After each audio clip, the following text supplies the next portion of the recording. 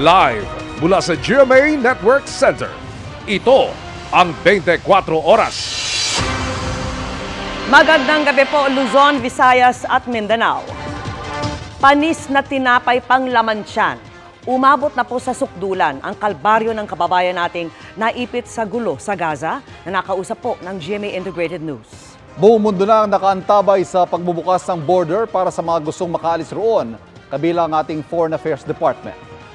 Oras ang inahabol lalo't pati supply ng mga ospital ay paubos na. Nakatutok si Jonathan Andal. Mahigit 1,000 na ang nawawala at pinangangambahang natabunan ng mga gumuhong infrastruktura dahil sa pambobomba ng Israel sa Gaza. Pero hindi lang ganitong tensyon ang sinisikap takasan ng mga nakatira roon kabilang ang mahigit 100 Pilipino, kundi ang pagkaubos ng kanilang pagkain at inuming tubig doon. Sabi ng nakausap kong Pilipino sa Gaza, panis na tinapay na lang ang kinakain nila. May bread na nadala namin noon yung pagtakas namin. Ito na lang kinakain, medyo nga panis-panis na nga. May dala din kami mga bottle na filter water, tipik-tipik lang po. Ang hirap na ng kalagayan namin. Sa mga ospital naman, posibleng hindi natatagal ng 24 oras ang reserba nilang langis para sa kuryenteng nagpapatakbo ng mga equipment dahil pa rin sa total blockade ng Israel sa lahat ng supply sa Gaza. هذا طبعا يعني معناته كارثة صحية إذا أنا بدي نص الأجهزة تقريبا سوف تتوقف هذه الليلة عن الخدمة. Kaya maasa kami na mabuksan kaagad ang border para makalabas kami. Kahit kasi nakalayo na sila sa sentro ng Gaza, papunta sa Rafah sa Gaza-Egypt border, hindi rin yan agad binuksan ng mga otoridad. Pero may mga nakaabang ng tangke ng Israel para sa oras na buksan yan. Gayon din ang mga tauhan ng United Nations o UN na nagsimula ng dumaan sa lugar bilang paghahanda. Sabi ng UN, kailangan mabuksan ang border at matiyak na hindi haharangin ang pag-deliver nila ng stocks ng pagkain, tubig, gamot at krudo mula sa Egypt, Jordan, West Bank at Israel. Ang DFA umaasa ring patatawirin na sa Egypt ang mga banyaga mula sa Gaza, lalo't alert level 4 na roon o sapilitan na ang paglilikas ng mga Pilipino. Bagamat ligtas lahat ng 131 Pilipino roon, 78 pa lang ang kumpirmadong gustong umalis ng Gaza. Ang iba, hindi pa raw desidido o ayaw iwan ng mga asawang Palestinian sa gitna ng impormasyong hindi pa lalabasin ng Gaza ang mga Palestine nationals. Sa Egypt muna dadalhin ang mga maliligtas na Pinoy bago sila ilipad pa uwi ng Pilipinas, kung saan aabutan naman sila ng tulong pinansyal. 50,000 per OFW, per family. Kung sa probinsya sila umuwi, bigyan natin ng transportation, kahit eroplano pa uli. Mahalaga ang paglilikas dahil porsigido pa rin ang Israel na pulbusin ang grupong Hamas na nasa Gaza kahit napatay na umano ang senior security official ng grupo na si Muettaz Ayid. החמאס חשב שאנחנו נתפרק, אנחנו נפרק את החמאס. Sumiklab na rin ang palitan ng pag-atake ng Israel at ng grupong Hezbollah sa Israel-Lebanon border. Sa gitna ng paglawak ng sigalot, nagpahayag ang Iran ng pagsuporta sa mga Palestino kung tuloy raw ang pag-atake niyan dahil hindi raw sila mananatiling tagamasidlang. Ang ganitong posibilidad daw ang iniiwasan ng Amerika na nagpahayag naman ng suporta sa Israel. Sabi ni US President Joe Biden, dapat nang alisin ang Hamas pero kailangan din daw magkaroon ng Palestinian Authority at ng paraan para magkaroon ng isang Palestinian state. Sa pinakahuling tala, umakyat na sa halos 4,000 individual ang nasawi sa gulo. 13,000 naman ang naitalang sugatan. Para sa GMA Integrated News, Jonathan Andal, nakatutok 24 oras. Tigil pasada ang bumungad sa ilang commuter na nahirapang sumakay ngayong Lunes. Tuloy raw ang kilos protesta ng ilang grupo bukas pero nakahanda naman daw ang mga otoridad.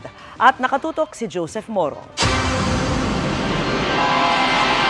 Sa Maynila, sa police mobile na sumakay ang ilang commuter na nahirapang sumakay ngayong unang araw ng tigil pasada ng grupong Manibela. Wala po kasi dumadaan na San Juan. Sobrang nga pong hirap sumakay. Galing po akong Bulacan papunta po ako Santa Mesa po.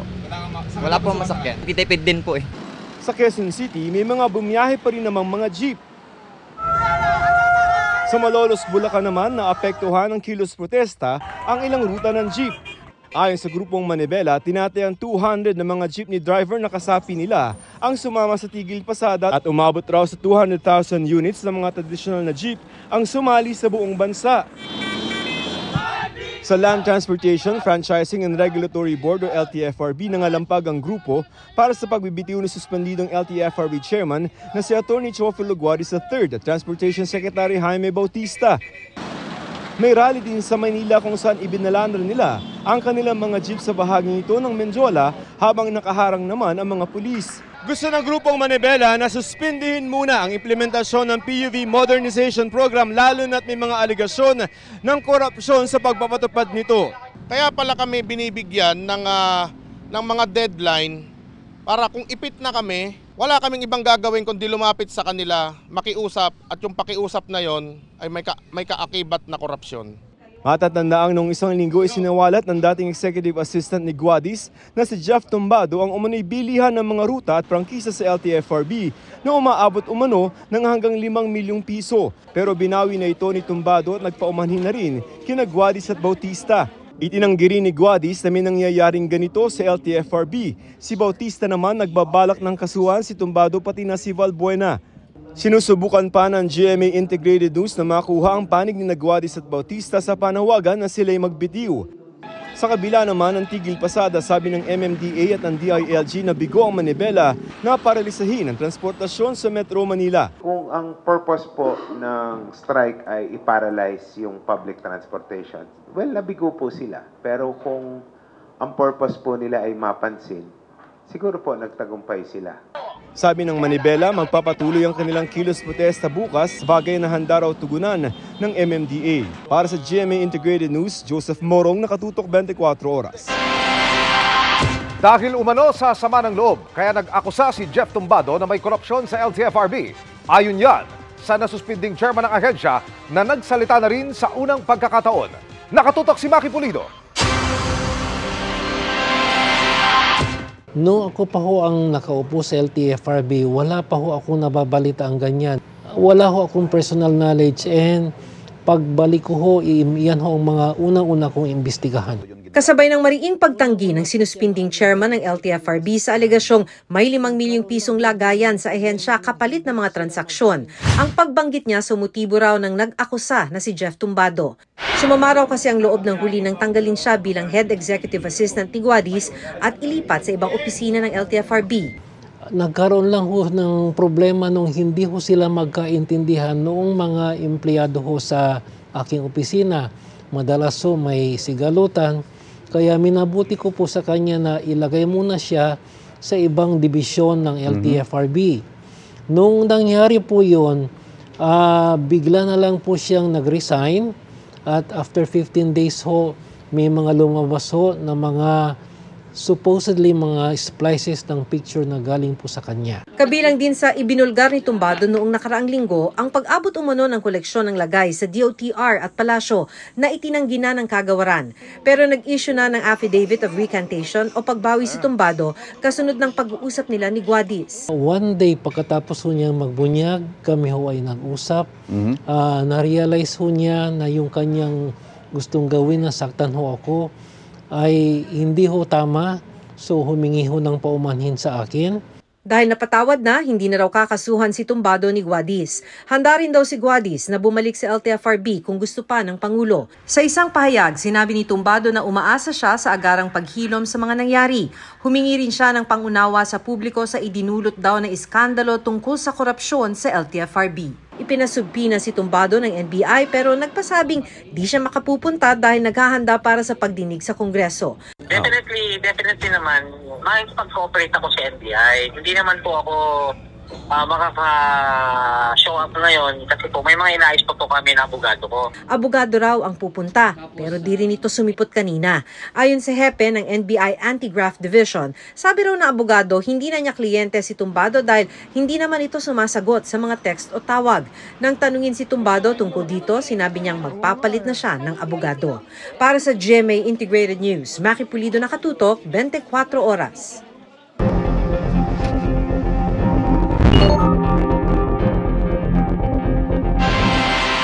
Isa na namang insidente ng panghaharas ng China ang naranasan ng resupply mission ng Pilipinas malapit po sa Pag-asa Island. Ika-6 na ang ganitong hakbang ng China ngayong taon at nakatutok si Chino Gaston. Ang pagbuntot at tangkang pagtawid na ito sa harap ng BRP Benguet ng isang Chinese People's Liberation Army Navy warship malapit sa Pag-asa Island ay isang uri raw ng dangerous maneuver na ayon sa AFP ay ngayon lang nangyari. Agad nagbato ng radio challenge ang mga Pilipino. Chinese Naval Warship 621, this is Philippine Navy Warship Lima Sierra 507. In accordance with collision regulations, you are violating rule number 7 and endangering our safe navigation by blocking our course line. Kalaunan lumayo na rin ang Chinese warship at ang BRP Benguet ay matagumpay na naisagawa ang rotation ng sundalo at paghatid ng supply sa Rizal Reef. Kung dati Chinese Coast Guard lang at ang kanilang fishing militia ang nangaharang sa mga barko ng Pilipinas, gaya ng nangyari sa resupply mission sa Ayungin, ngayon pati Chinese warships kasama na nga ba sa mga nanggigipit. 2020 pa huling nagkaroon ng insidente ang Philippine at Chinese Navy nang itinutok umano ng Chinese warship ang gun targeting device sa BRP Conrado Yap malapit sa Malampaya Gas to Power Project. This is the first time that I received this kind of report. The China Navy that first it shadowed the BRP Benguet to as close as 80 yards. It attempted to cross the bow of our vessel at a distance of around 300 to 350 yards, which can fall under a case of dangerous maneuver. Ayon sa ilang eksperto, ang ginawa ng Chinese Navy ay isang mensahe hindi lamang sa Pilipinas kundi maging sa Amerika. It is not only in a way challenging the Philippines, it's also sending a message to the United States. Hindi kami takot sa inyo, we are willing to escalate it, and we are not intimidated by your mutual defense treaty with the United States. Base sa datos na sinilip ng GMA Integrated News Research, ang insidenteng ito ang ika-6 na pagkakataong hinaras ng China ang resupply mission ng Pilipinas ngayong taon. Gayunpaman, hindi raw makakaapekto ang insidente sa pagpapatrolya at resupply ng 9 na naval outpost ng Pilipinas sa West Philippine Sea. So, patuloy lang po yung ating resupply, whether it is in Ayungin Shoal, whether it is in Rizal Reef, no, kahit may harassment, hindi na galing sa Chinese Coast Guard, but coming from the PLA Navy, hindi po matatakot ang ating mga Navy personnel. We will continue to do what is necessary to supply our people and, of course, our fishermen. Pinawi rin ng National Task Force of the West Philippine Sea ang pangamba ng mga Pilipinong mangingisda. Patuloy daw na magbabantay ang Coast Guard at paghahatid ng tulong ng BFAR sa mga Pilipinong mangingisda sa West Philippine Sea man o sa may Baho de Masinloc. Para sa GMA Integrated News, Chino Gaston nakatutok, 24 oras. Ipinagluluksa rin ng anak ng kanyang mga employer ang kababayan nating si Paul Castelvi na nasawi sa Israel. Base sa pagkakakilala niya kay Paul, naniniwala siyang pinrotektahan nito ang kanyang mga magulang mula sa Hamas. Kapalit man ang kanyang buhay. Nakatutok si Sandra Aguinaldo. Matapos ang biglang pag-atake ng grupong Hamas sa Israel noong October 7, nag-post sa Facebook si Nadav Kipnis para sabing hindi niya makontak ang kanyang mga magulang at ang Pilipinong caregiver ng kanyang ama na si Paul Castelvi. Makalipas ang 4 na araw, nakumpirma ng kanyang pamilya sa Pilipinas na namatay si Paul sa pag-atake ng Hamas sa Kibbutz Be'eri, malapit sa Gaza, isa sa mga unang lugar na kinubkob ng Hamas. Ang kanyang employer na sina Lilac at Terry Kipnis, nawawala pa hanggang ngayon, ayon sa kanilang anak na si Nadav. Nagpipigil ng emosyon si Nadav nang ikwentong parang miyembro na rin ng kanilang pamilya si Paul.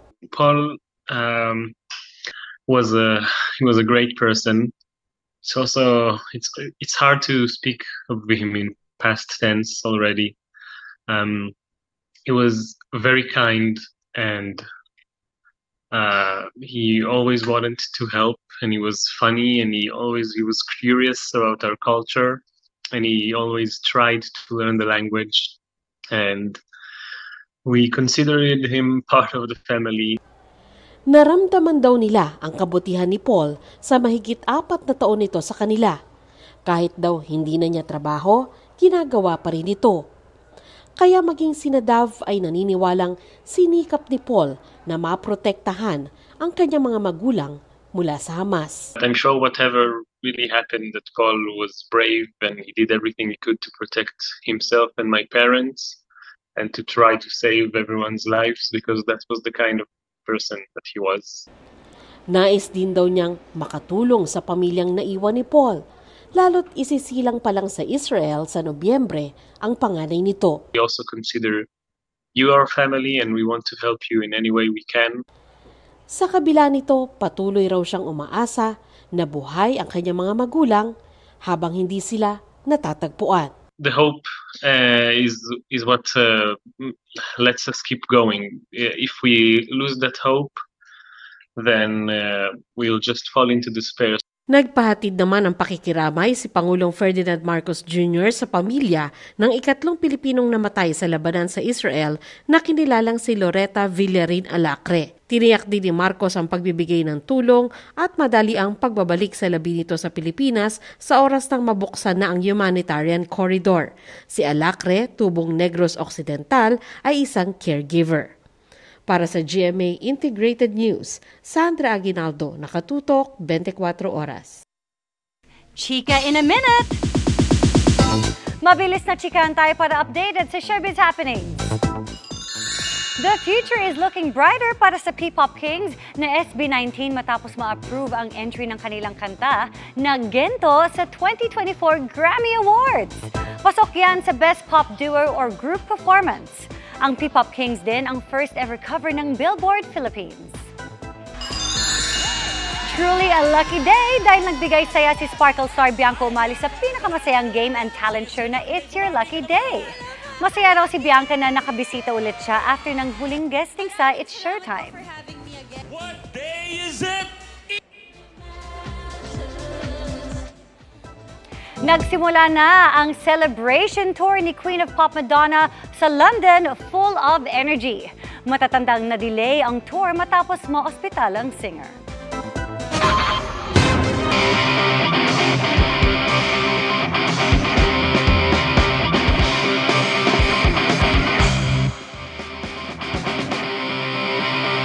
World-class na, eco-friendly pa ang mga likha ng dalawang Pinoy designers na tampok tonight.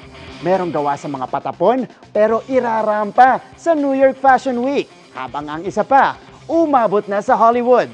Tara, let's change the game and get passion with these creations. Mga lumang tela. Pero patapon nga ba? Not if bagong bihis sila tulad ng eco-friendly tops, skirts, jackets, pants, even bags. Literal na retaso, but make it fashion! Meet Marian Zara, ang game-changing Filipino designer sa likod ng mga ito. Ito yung pinakaunang ginawa ni Marian bago siya nag-evolve at nag-venture into casual outfits. Yes. In our own little way, yun na yung naiisip ko na pwedeng paggamitan ng retaso. Gamitin siya ulit into something. Sa love life nga, may nabibigyan ng second chance. Sana ako na lang ulit. So why not mga lumang damit? Dahil sa upcycling, nababawasan ang sayang na tela at epekto nito sa environment. Kabilang sa kanyang made from scrap designs, naging OOTD na ng kapwa sustainable fashion advocate na si Miss Universe 2022, R. Bonnie Gabriel. Bihira ka kasing ma-meet ng tao na same ng vision mo and same ng passion mo sa clothes. And para suotin din niya yun, it's something talaga. At kapuso actress and fashion icon, Heart Evangelista. Si Miss Heart, siya yung isa sa mga pinakamadaling damitan. Kasi kahit ano, kaya niyang dalhin. Binibigyan din niya kami ng freedom na mag-design for her. Ang kanyang latest creation for Heart na irampa pa sa New York Fashion Week nitong September 2023. Siyempre, kilig moment yun. Never kong in-expect na makakarating yung designs and yung gawa namin sa New York. Speaking of New York Fashion Week, bumida rin last year ang signature minodier ng Cebuano designer na si Neil Philip San Pedro. Isang fashion accessory combo ang kanyang minodier. na custom-made with jewelry and bag-in-one. I wanted to fuse our local craftsmanship, which is the brass, and the shell trade, which Cebu is known for, into something contemporary but yet also timeless. Ilan sa kanyang naging endorser, sina American rapper and singer Doja Cat. It's still very surreal to have Doja Cat, but it is also very fulfilling for me as a designer. At Golden Globe nominee, Dolly De Leon. During the time when we were working with her stylist and to work with the Dolly De Leon, it was so beautiful to see that the Filipino is really going to the world stage. Proudly handmade in Cebu ang bawat art piece ni Neil. Katuwang ang ilang local artisans. More than anything, more than just the shape, more than just the material, it is the stories that come with each Minode. Napansin na rin ang kanyang mga obra ni Crazy Rich Asians author Kevin Kwan. Kaya napasama ang kanyang Minodier sa movie adaptation ng best-selling novel. It's still a whirlwind until to this day that to be part of such a groundbreaking film, we should support local as part of our identity to show the world who we are and what we are capable of.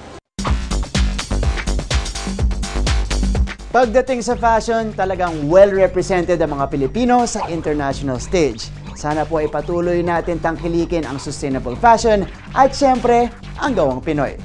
Para sa GMA Integrated News, ako si Martin Javier, changing the game!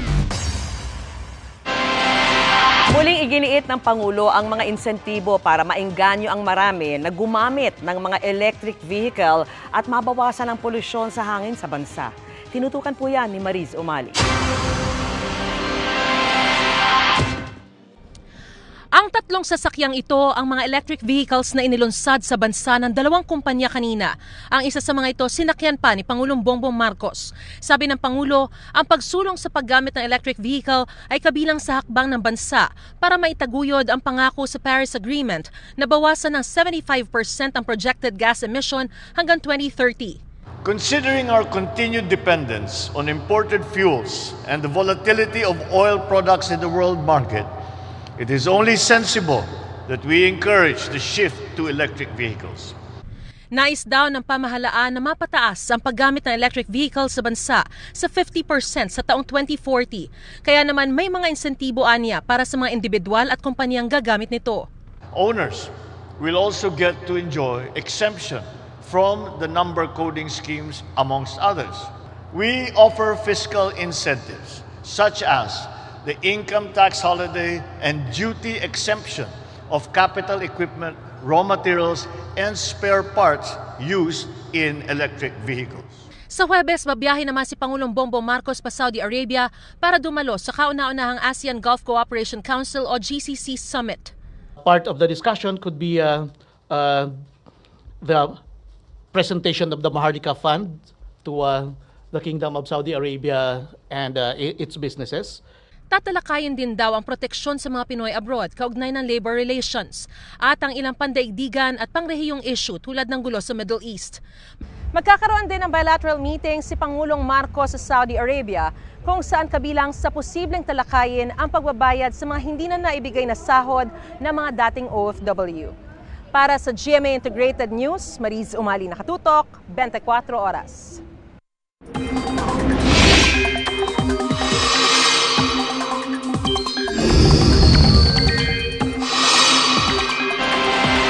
At mga kapuso, nagbabalik para maghatid ng balita ngayong gabi sa magiging lagay ng panahon ang national athlete na isa sa mga nagrepresent sa Pilipinas sa 19th Asian Games sa China, ang ating weather presenter na si Maureen Shrivers. Wow, magandang gabi sa iyo at welcome back, Maureen!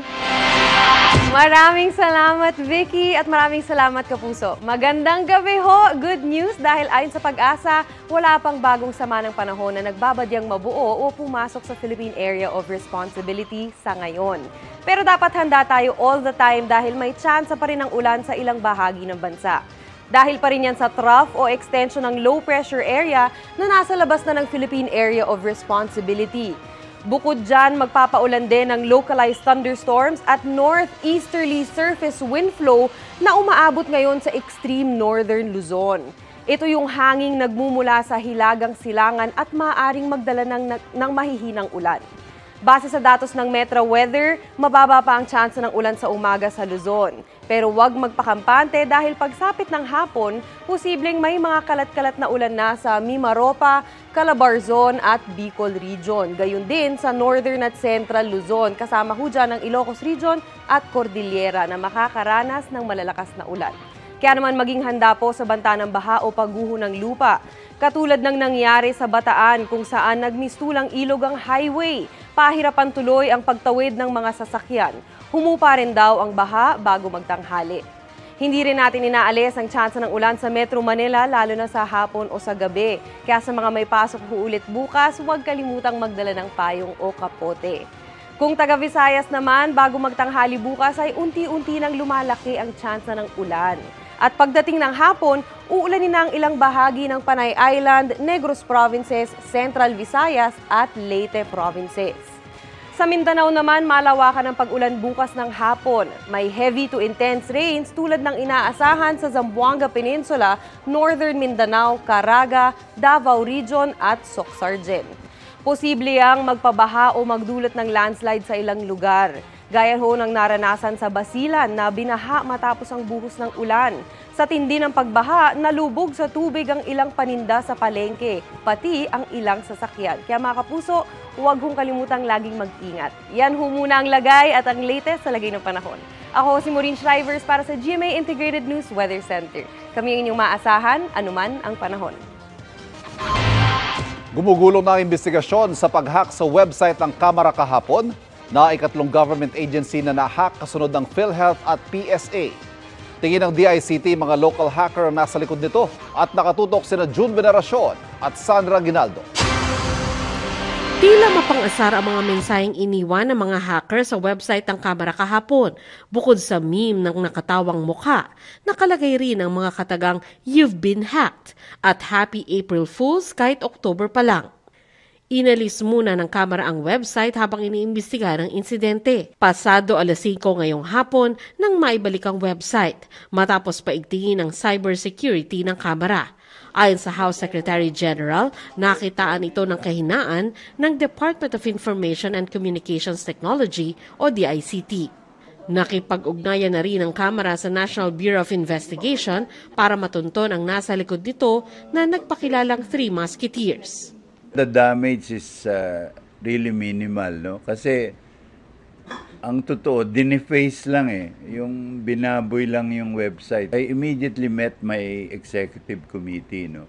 And the recommendation was, of course, strengthen, no, our capability, cybersecurity. Makikipagtulungan din ang Kamara sa Senado para maghanap ng pondo kontra cybercrime at ransomware attacks. Pwede rin daw gamitin ang unprogrammed fund ng 2023 national budget o sa savings ng mga ahensya. Bagamat iniimbestigahan pa ng DICT o Department of Information and Communications Technology kung may nanakaw na data sa pag-hack sa website ng Kongreso, may posibleng hacker ng pinagsususpetsahan. Just from the wordings alone, Tagalog, so we highly suspect that these are local threat actors. Mga local hacker din ang pinaghihinalaang nasa likod ng pag-atake sa Philippine Statistics Authority. Tanging mga nag-hack sa PhilHealth gamit ang Medusa ransomware ang pinaniniwalaang foreigner. Wala pang ideya ang DICT sa grupong nag-hack naman sa website ng PNP Forensic Group dahil hindi raw nagbibigay ng access log ang PNP. Pero merong mga nakompromisong data gaya ng mga laboratory result ayon sa DICT. Sa mga insidente ng hacking sa mga ahensya ng pamahalaan, mahalaga ang papel ng mga cybersecurity expert. Pero ang problema, maraming eksperto ang mas pinipili daw na mag-abroad o pumasok sa mga pribadong kumpanya. Dahil doon, mas malaki daw ang sahod. Meron tayong flight ng mga talents, especially to Singapore. Hirap ding tapatan ng gobyerno ang kita ng private cybersecurity expert sa bansa na posibleng hanggang higit doble ng kita sa gobyerno kung bago. Karamihan sa kabataan kasi, ang kinakount nila yung take-home money, hindi yung retirement benefits. Pero meron pa rin namang tulad ng kambal na sina Carl, Jan at Carl Kevin, mga comp-sci students na lumahok sa Hack4Gov na layong hasain ng mga estudyante sa cybersecurity. We want to make big contributions here in the Philippines. Gusto nila maging white hackers o ethical hacker para labanan ng mga hacker na masama ang intensyon, lalo't sa buong bansa. Abot 3,000 ang hacking incident ngayong taon. Para sa GMA Integrated News, ako si Jun Veneracion. At ako si Sandra Aguinaldo. Nakatutok kami 24 oras.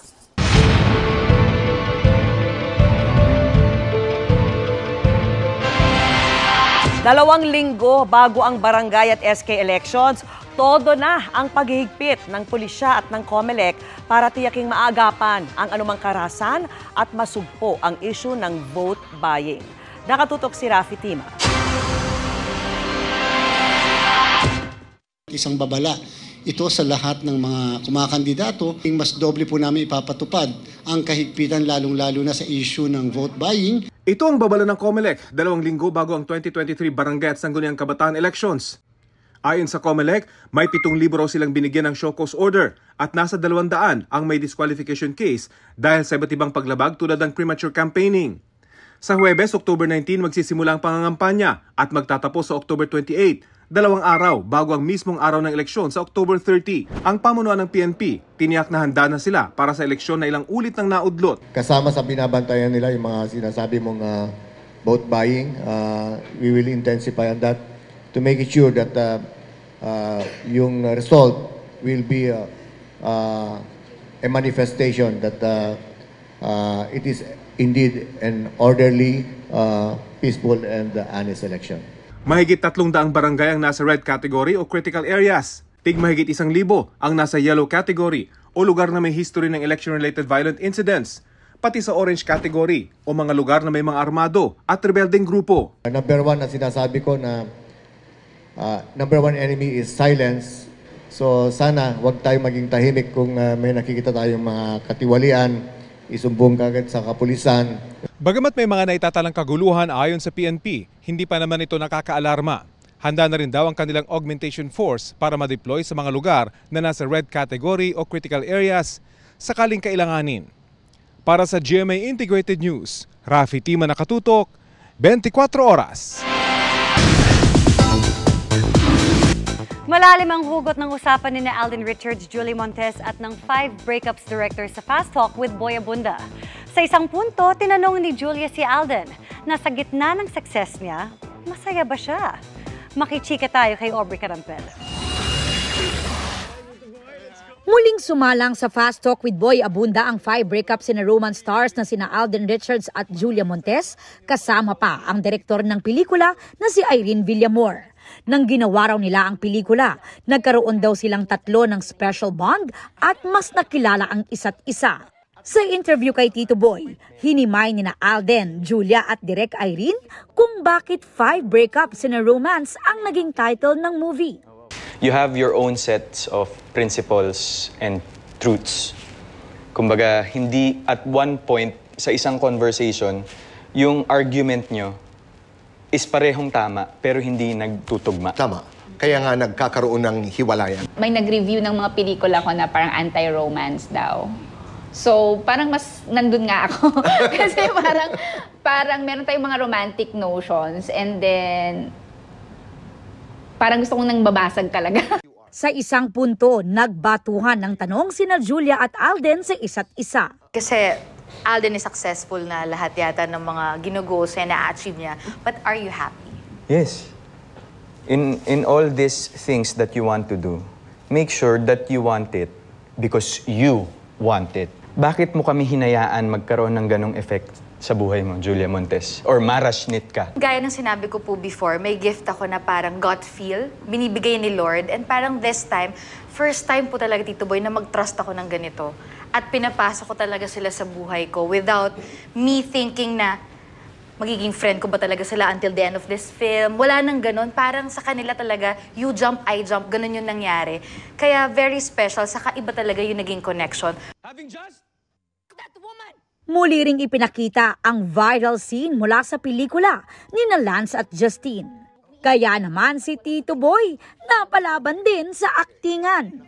And 5, 4, 3, 2, action! Para sa'yo ito. Ako nagpapaalam sana. Ako ay pwedeng bumeso sa'yo at minsan lang mangyari ito. Sige. Oo. O huwag mo na asikasuhin yung pambayad sa... Bebang! Ano to?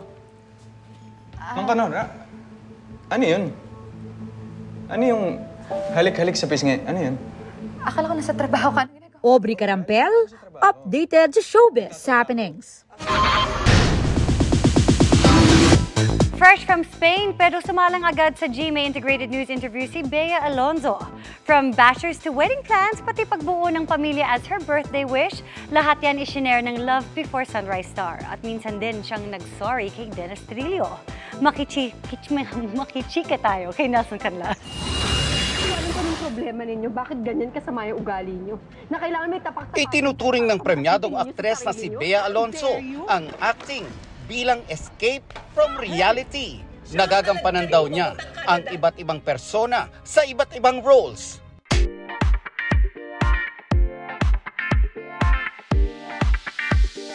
Ikinwento niya sa kanyang pagsalang sa GMA Integrated News interviews na may mga eksena that really hits close to home. Stella?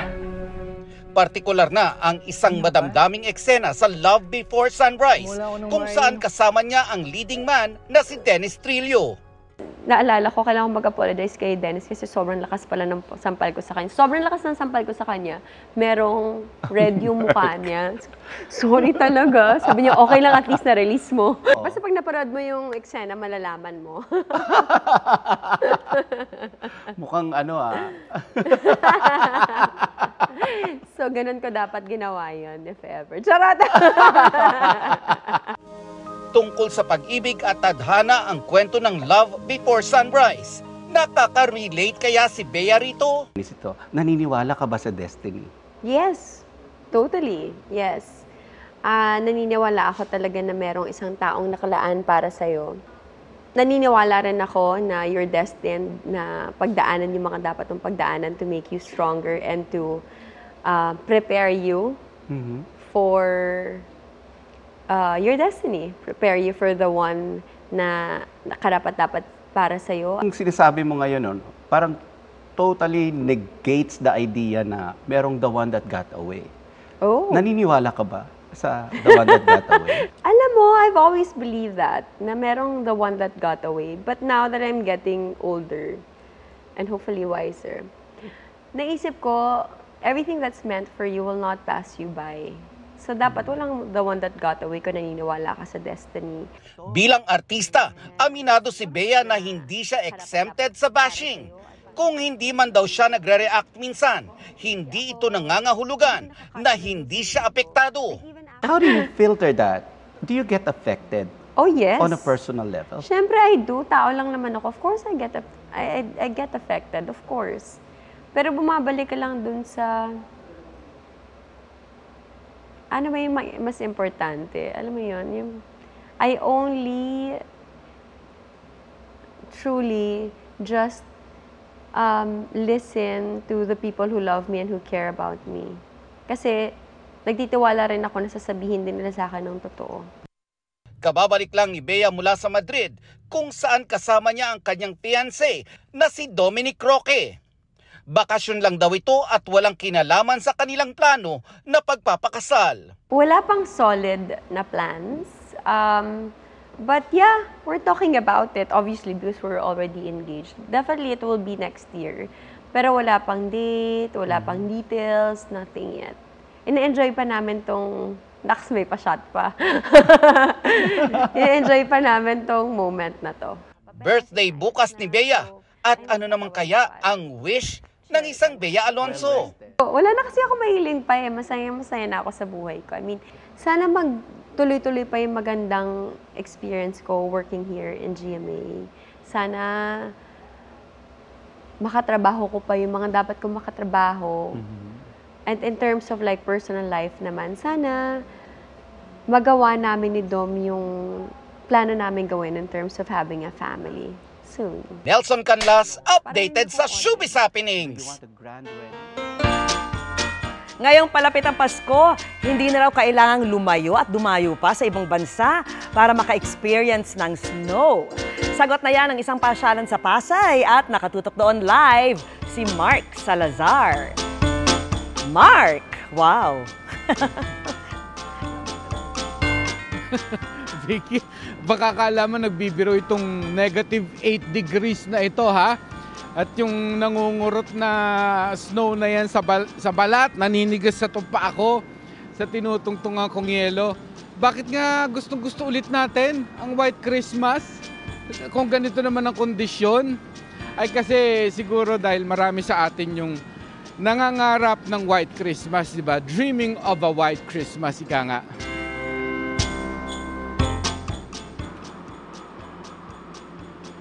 Lumaki rin ba kayo dreaming of a White Christmas? Malamang, dahil kinalakihan na rin natin ang Western culture na yan ni Santa Claus. Pero alin man sa dalawa, wala kang budget o walang time para pumunta ang marami sa mga winter country. Baka gusto mo ng kahit mabilisang snow experience muna sa ngayon dahil dinala ng theme park na ito sa Pasay City ang Snow World para pwede nang ma-experience ang White Christmas any time of the year. Kung kailan ka pwede, basta from Thursday to Sunday lang. Yun ang hinahanap ng Pilipino eh. Lagi tayong I'm dreaming of a White Christmas, which we never had. So nung magkaroon ng Snow World, sabi namin, we are giving the reality of that dream.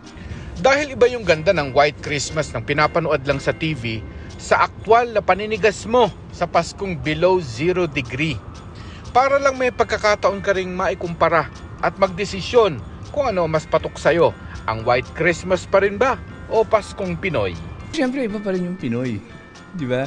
Yung Pinoy, mas okay pa rin tayo eh. Pero pag inisip mo kasi sa kanila, problema nila yung snow eh.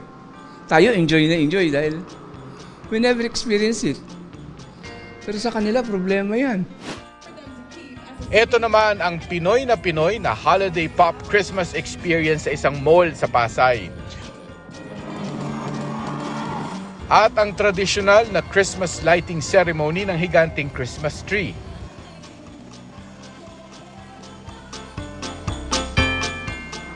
Bigay kung sa bagay kahit naman ano sigurong tema ng Pasko, ay masaya naman iyan basta ang kasama mo yung mga mahalagang tao sa buhay mo.